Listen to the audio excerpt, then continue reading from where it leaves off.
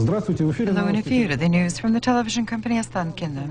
The main topic of the day, at least in Russia, was the economic situation and perspectives for its development for 1994.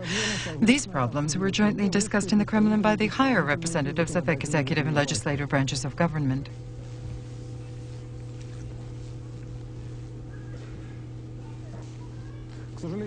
Unfortunately, the report on the extended session of government is not yet ready for efir. We'll show it a little later, and now we continue our program. Summarizing the results of today's meeting, Viktor Chernomyrdin stated that in Russia, an extremely rigid financial policy must be followed. But at the same time, one must not permit the stoppage of industrial companies. Also, the Prime Minister emphasized that today we have approached such a line when any false step could be fatal. And unfortunately, proof of these just words is abundant in our days. This would seem to be an insignificant thing, a magnet, but a tractor can't be started without it.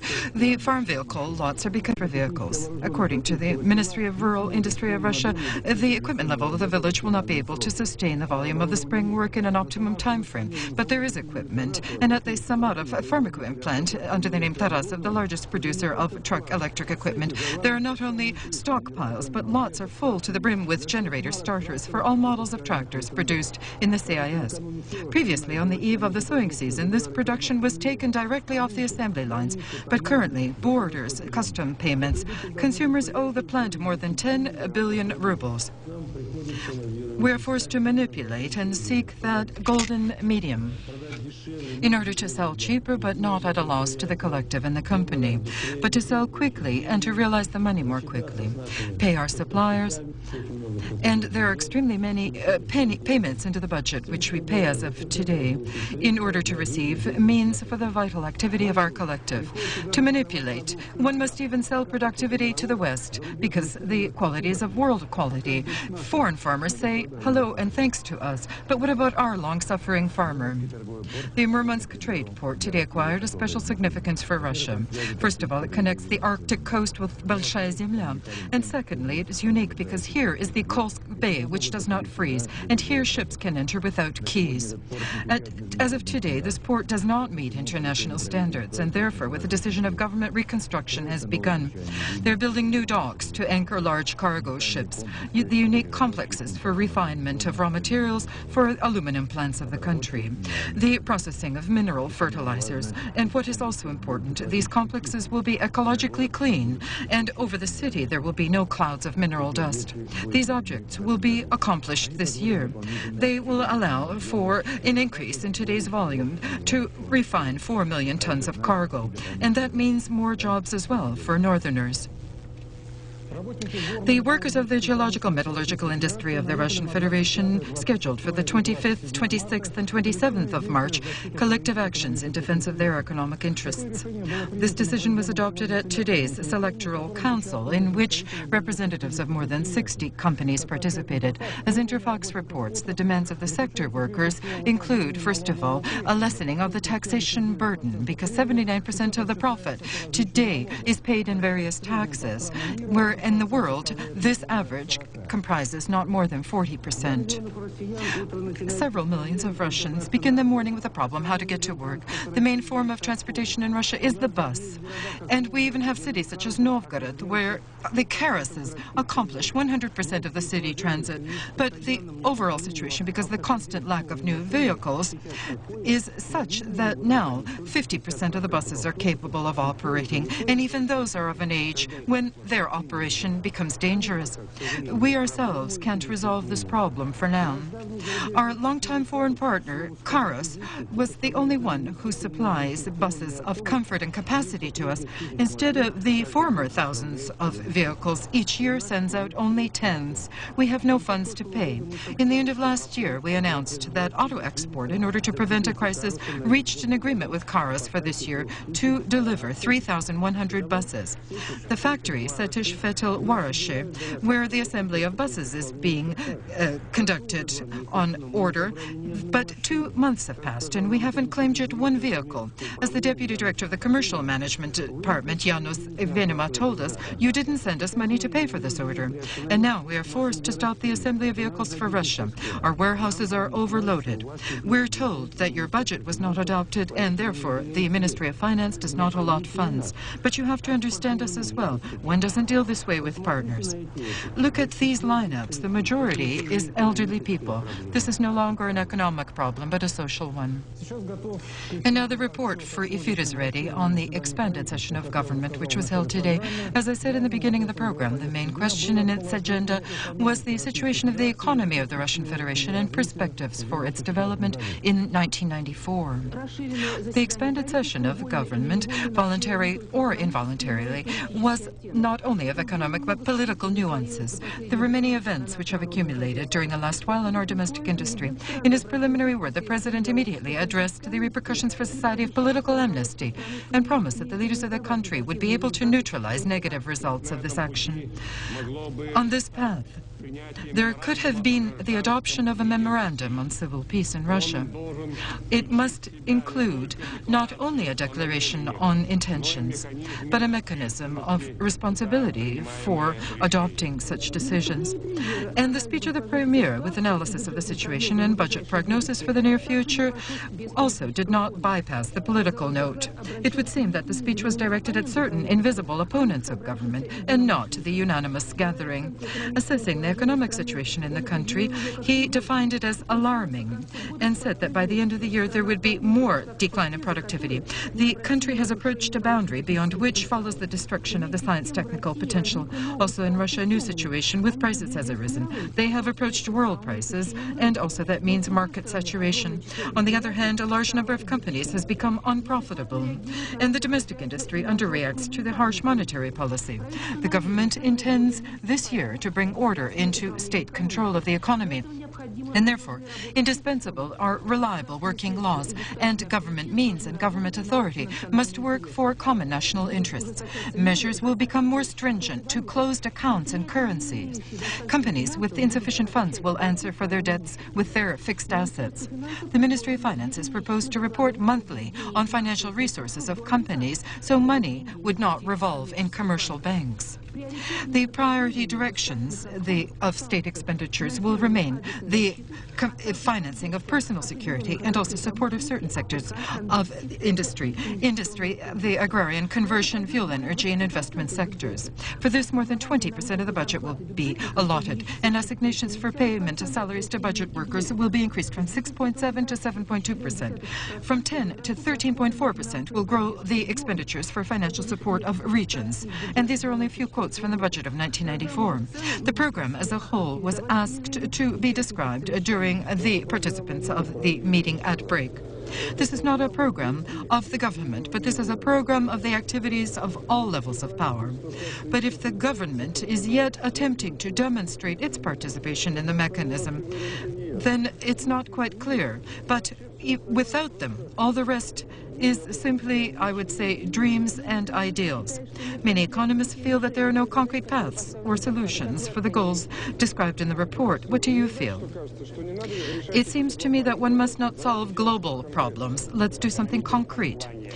In the economic plan, in my opinion, the first attempt to develop a mechanism, a way for Russia out of the situation which has developed.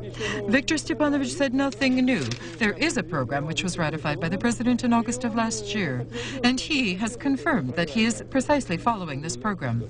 In my opinion, this is a sufficiently realistic report which shows the entire scope of the current situation, but I would like to hear from the Premier what will be done in order to formulate the budget, and how will it be accomplished, and by what means will the funds from the budget be sent to those priority areas described. The divergence of descriptions is great, as usual, but the main thing which was not heard in the meeting was the mechanism of the realization of the government's program. And one more interesting event. Viktor Chernomyrdin ended his speech in an unexpected way. After the economic program, he resorted to the personal side.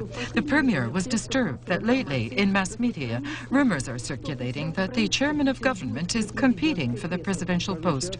I will say honestly and openly I'm not one of those people who are jacks of all trades, who are prepared from the head of a laboratory to become a minister and a deputy minister and then a premier and even president.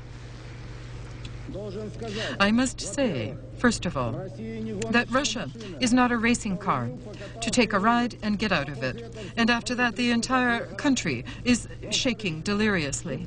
Secondly, I feel it impossible and simply idiotic to discuss anything on the theme of the presidency before the acting president. The former head of a laboratory, vice premier, and now member of the State Duma, Yegor Gaidar, was apparently undisturbed. I'm not disturbed with this. I agree with many of the accents of what has been said. I would be happy if the government truly, not in words but by deeds, and not in brilliant compositions of speechwriters, but through their practical decisions, would resolve some of these issues. These practical decisions will be imposed after the budget is adopted by the Duma. But as experience shows, this also is no simple matter. Alas, human ambitions for now prevail over economic foresight. In addition to the material of our observer, I would like to say that the complete speech of the President Boris Yeltsin at the extended session of government, television viewers of Channel 1 can see after the news broadcast.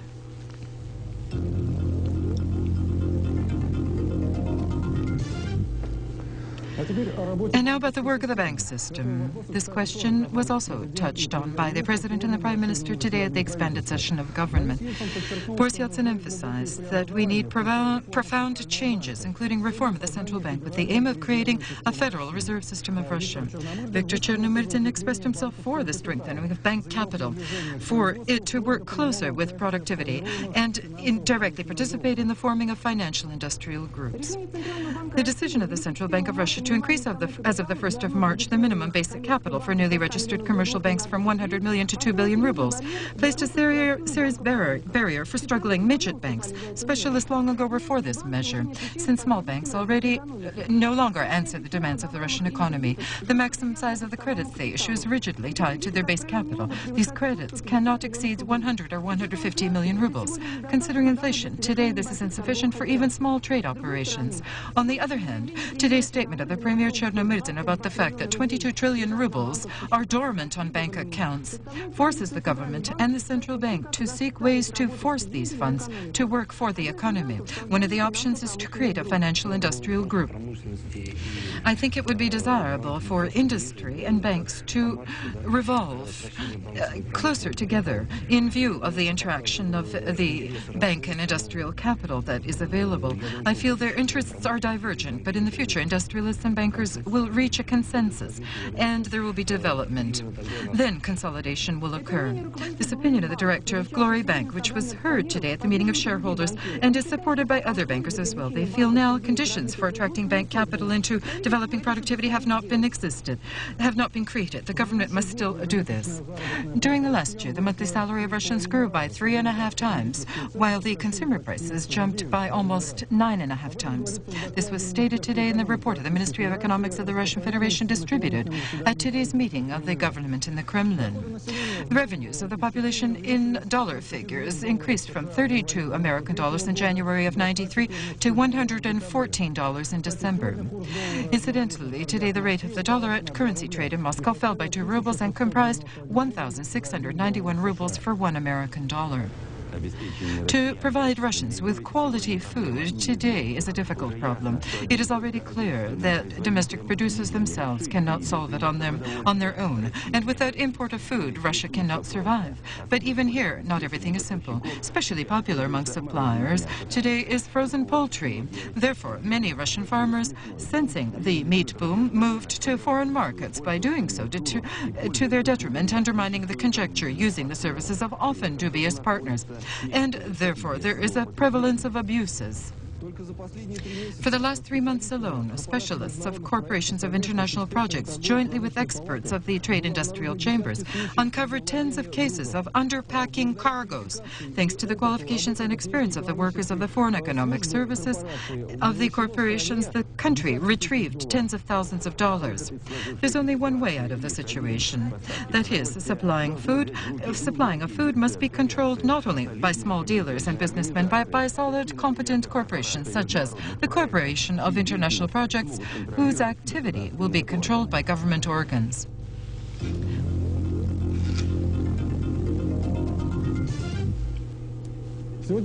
Today in Moscow, talks were held on the regularization of the conflict in Nagorno-Karabakh. As Interfax learned, into the Russian capital, only the delegation of Azerbaijan arrived. Representatives of Armenia and Northern Karabakh, for various reasons, could not participate in the meeting. In the meantime, in the southwest of Azerbaijan, today bloodshed continued. And here's the view of the events of the last days, respectively, from Baku and Yerevan.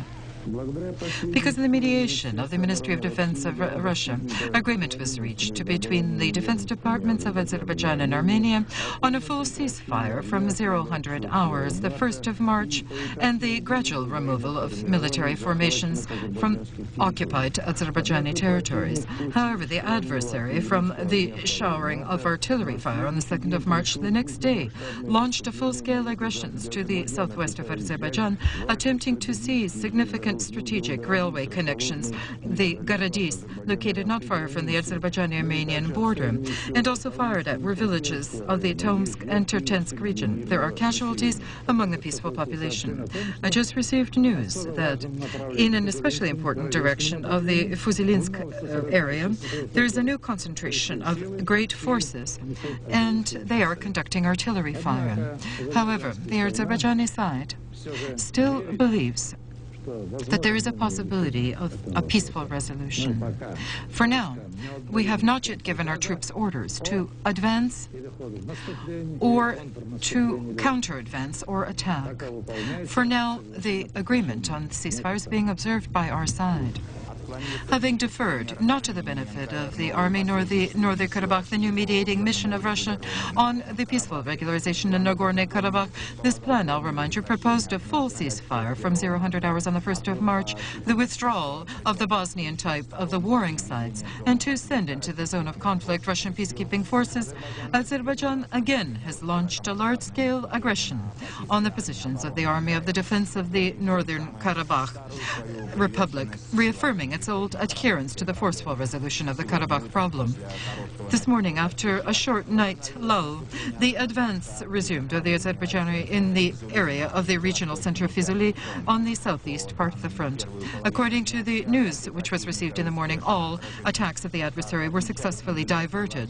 As observers in Armenia and Northern Karabakh affirm the new aggression of Azerbaijan, when in the conflict zone there is a delegation of the Minsk Conference and the European Council of Defense and Cooperation, chaired by Jan Elios. This is only an attempt of Azerbaijan to apply pressure on the international community and again accuse the Karabakh side in escalating the situation, and what is especially important, to undermine the mediating efforts of Russia directed at a political regularization of the conflict. As it became known to our television agency in Moscow today, a conference severance was held on the question of citizenship of the Russian Federation, held jointly by the Commission on the Questions of Citizenship under the President and the Ministry of Internal Affairs.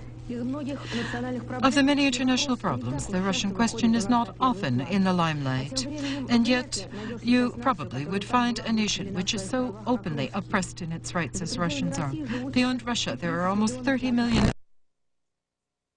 Russian diplomacy was the first in the CIS to make a step in the direction of resolving this painful question. It proposed to introduce dual citizenship in all the republics of the CIS, and the first to respond to this proposal was Turkmenia. This will become effective after the ratification in the parliament of both republics. According to the chairman of the Commission on Citizenship of the Russian Federation, Mr. Mikitayev, the step of the Russian Ministry of Foreign Affairs must stabilize the situation. People who wanted to emigrate state will still go, and they do, he said, and no difficulties stop them, even if prices have fallen on apartments in republics for Russians, even if in Russia it is difficult with housing and employment, Russians come home, nevertheless. But housing and jobs for the newly arrived, for all of this one needs money. Last year, for example, the Federal Immigration Services were allotted only 43 of the 100 expected billion rubles. And so before us there is a problem, and it must be decided today. Recently, the Commission on Citizenship under the President of Russia examined the question on changing the system of passport visas. And in the near future, it was said at that meeting, the question of the defense of rights and interests of our compatriots will be resolved after their return to the homeland. In the Moscow Immigration Services, we were told that this year Moscow is expecting a wave of 10 or 15,000 more refugees and immigrants. And we wouldn't want that our compatriots would feel themselves foreigners among their own. In the development of discussions at yesterday's meeting of the Russian Defense Council, Viktor Chernomyrdin stated today in the Kremlin that according to the statistics of the Ministry of Internal Affairs, criminal groups control 40,000 industrial objects, including government sectors today. Incidentally, in some regions, attention has already been directed to this problem. The Sakhalin militia begins to act decisively. Up to 95%, the rate of solving especially heavy crimes has grown. The tempos of crime growth are decreasing. The employees of the Sakhalin military department have seized a criminal group which distributed counterfeit money by extortion. These are trophies, hand grenades, explosive, artillery, and gas weapons, knives, daggers, false automobile registration numbers. Tens of thousands of counterfeit banknotes amounting to 7 million rubles were confiscated during the detainment of the group. Detained were 11 violators of the law, all are residents of Chechnya. Contacts from Sakhalin stretch to other regions of the former USSR. Today, in the system of the Ministry of Internal Affairs of Russia, Ijitas reports there are 10,000 women employed, but only 10 of them have the rank of colonel. There are no women generals for now, although, according to some confidential information, a female general's uniform is being designed.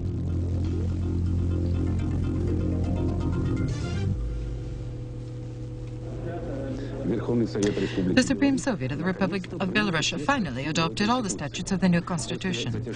After lengthy debates, adopted are the positions on the government structure. Belarus will have its own president. And today it is known that he will be given the rights as the head of state and executive power. He will be no younger than 35 years of age and will be elected for a 5-year term. To run for that post, may a citizen of the Republic who lives and resides in Belarus for no less than 10 years. There is an interesting aspect in a political sense. The president, according to the Constitution, will have no right to dissolve the parliament, and the proposed date for the presidential elections they are calling no later than the 26th of June of this year. The Supreme Soviet will continue preparation of the law on re-elections of parliament. The project of the resolution, they are scheduled for the 20th of November. National deputies have left only a minimum of work to do, to adopt the new constitution in its entirety and to adopt a law on the sequence of it taking effect. Although the official statement of the Central Election Commission of Moldova on the results of the elections in parliament was not yet published, it is already clear that the political party for the joining of Moldova to Romania has suffered defeat.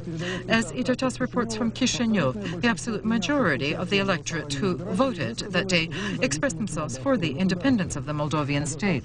With convincing victory at the elections, the Agrarian Democratic Party, which is the only realistic force on the defense of the sovereignty of Moldova, can independently form a government at the 27th of March first session of the new parliament. The joining of Romania with Moldova is postponed indefinitely. Moldova has conclusively entered the sphere of Russian influence. It is time to re-examine our charity toward Moldova. And these are only some comments of Romanian press, which appeared immediately after the publication of the final results of the elections in Chisinau.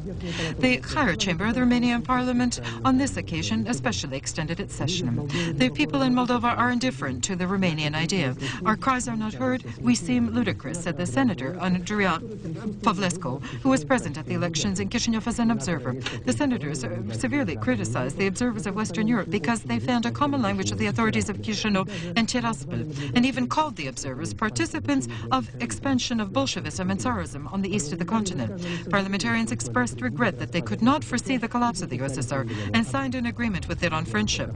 In conclusion, the vote in Moldova was assessed as a signal of alarm demanding serious contemplation.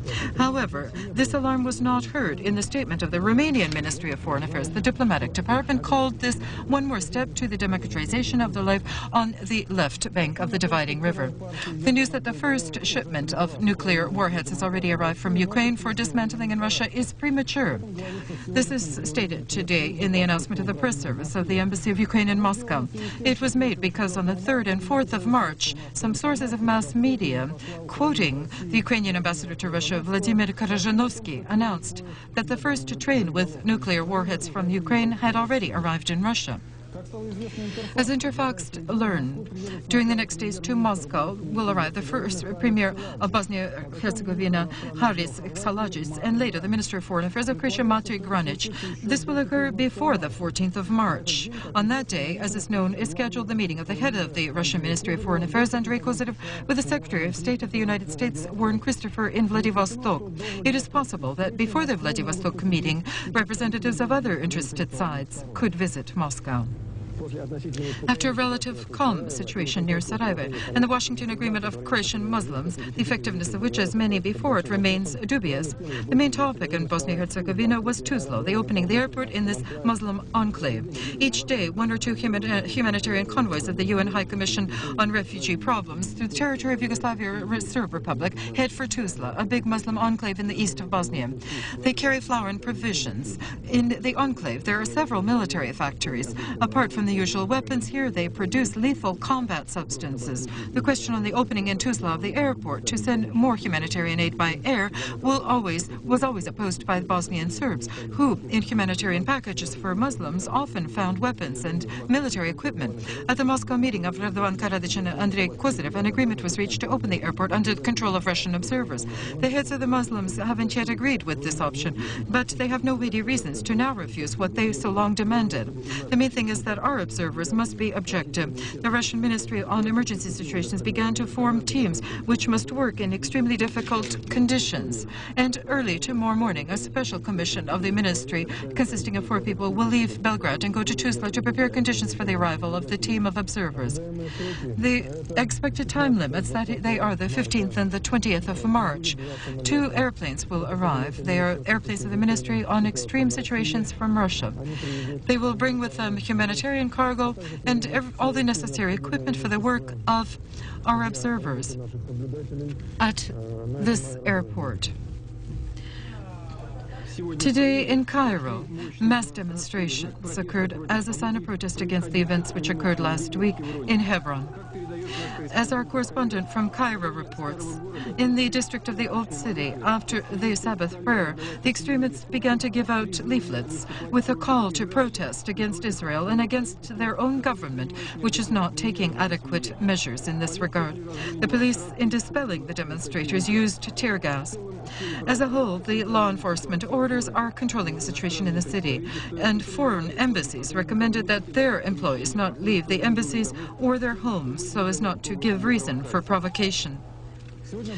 Today, for a repeat meeting with the chairman of the Palestinian Liberation Organization, Yasser Arafat, to Tunisia in the capacity of a special representative of the President of Russia, again arrived the first Deputy Minister of Foreign Affairs, Ivanov.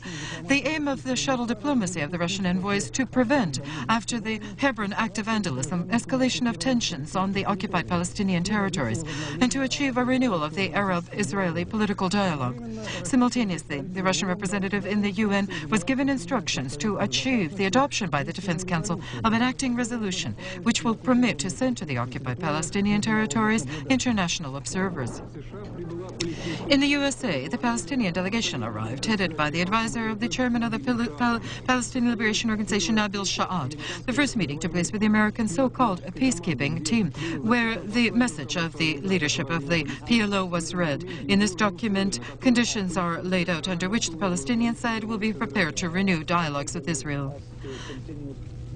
Convoys of UN trucks with provisions continued their path to Kabul after talks with the mujahids of Gulbuddin Himmatyar, who blockaded the road for them.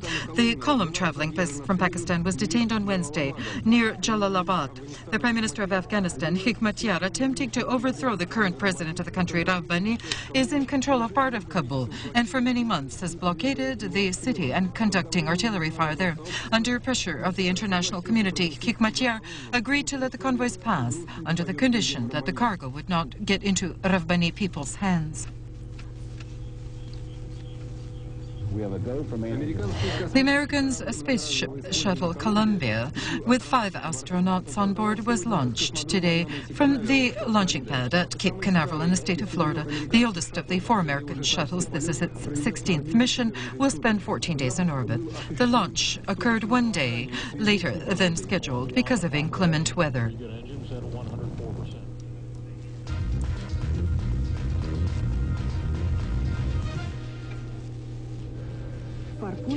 Porcelain came to us from deep antiquity from China. There, its preparation was considered to be a state secret. In Russia, it appeared during the era of Peter the Great. In the world, the Kuznetsov artifacts are popular, and those which you see here cannot be mistaken. And you can buy such a unique thing, and you will have a Kislovodsk souvenir.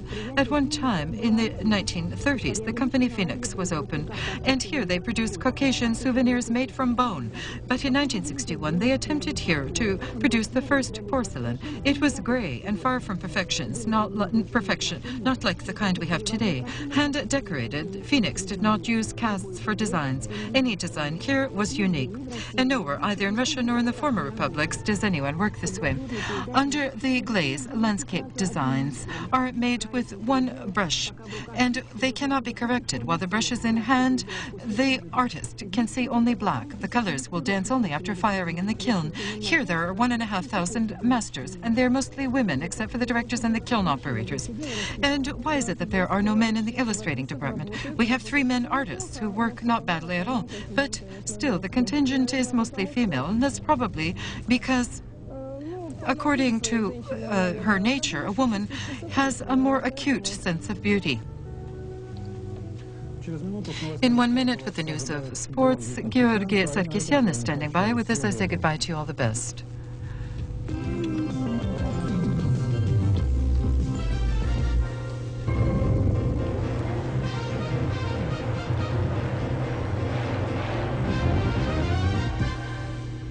Good evening. As you know, in the Spanish city Minares, there is the major international chess tournament underway. After 6 turns, Anatoly Karpov is in the lead with a maximum number of points 6. Garry Kasparov has 1 less point. And today, the world champions are playing each other. In the event of victory, Kasparov will catch up with his eternal adversary.